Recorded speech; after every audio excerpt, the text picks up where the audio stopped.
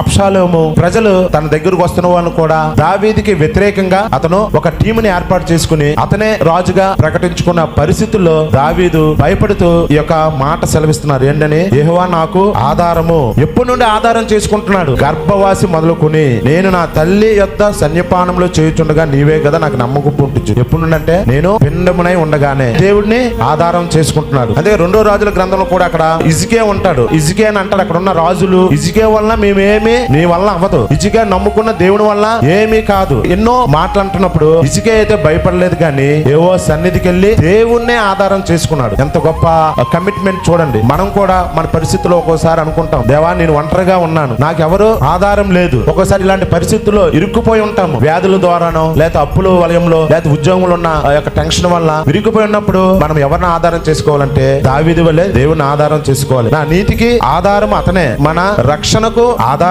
అతనే, నా నిరీక్షణకు ఆధారం అంతే. అప్పుడు ఈ యొక్క దుర్నీతి పరులుగా ఉండేవాళ్ళము, దుర్నీతికి సాధనాలుగా ఉండేవాళ్ళము. అలాంటి స్థితిలో ఉన్న మనని దేవుడు మనని విమోచించాడు. ఆయన రక్తం వల్ల నీతిమంతులుగా తీర్చబడు. ఆయన పుట్టకపోతే నువ్వు రక్షించబడుదువా? తన ప్రజల నుండి వారి పాపం నుండి ఆయనే రక్షించును. ఒకప్పుడు మనము దేవుని ఎరగని వారుగా ఉండేవాళ్ళము, అన్యులుగా ఉండేవాళ్ళము. ఆ ఎరగని మమ్మల్ని మనం ఏం చేశారంటే దేవుడు నిన్ను నన్ను రక్షించుకున్నాడు. మనము నిరీక్షణ లేని వారం ఒకప్పుడు 12 సంవత్సరాల నుండి రక్తస్రావంతో బాధపడు. ఎటువంటి నిరీక్షణ లేదు. నువ్వు ఉన్నావా నిరీక్షణ లేక? ఈ రోజు నువ్వు ఏ వ్యాధితో బాధపడుతున్నావో, ఏ రోగంతో నువ్వు బాధపడుతున్నావో, 12 సంవత్సరాల నుండి ఎంతగా బాధపడుతుందండి ఈ యొక్క స్త్రీ. ఆమెకి కలిగినదంతా వైద్యులకు ఖర్చు పెట్టింది, ఎంతో విసిగిపోయి ఉంటది. కానీ ఒకే ఒక నిరీక్షణ ఏంటంటే యేసు ప్రభువే నాకు స్వస్థపరుస్తారు. నీకు ఇటువంటి నిరీక్షణ ఉందా? నువ్వు కూడా ఇటువంటి ఇబ్బందులో ఉన్నావా? కుమారి నిన్ను స్వస్థపరిచేదను, సమాధానం గల దానవై పొమ్మని సెలవిచ్చెను. అబ్షాలోము ప్రజలు తన దగ్గరకు వస్తున్న వాళ్ళను కూడా దావీదుకి వ్యతిరేకంగా అతను ఒక టీముని ఏర్పాటు చేసుకుని అతనే